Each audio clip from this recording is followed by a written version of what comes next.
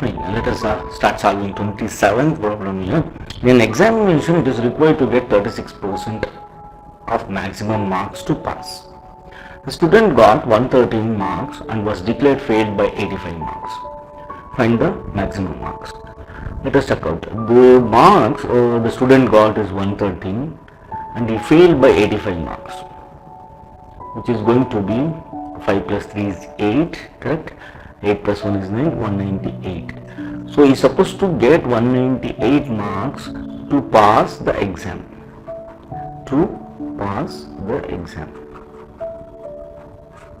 What is the percentage of that? That is going to be 36%, right? So it's very simple.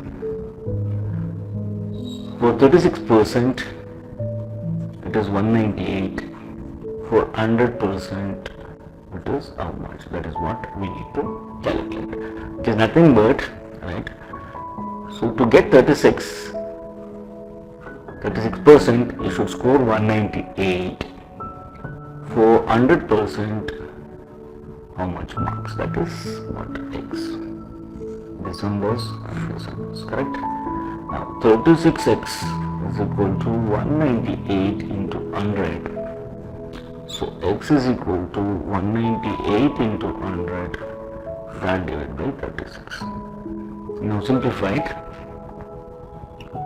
Let me go with the 18. 18 2s are, correct?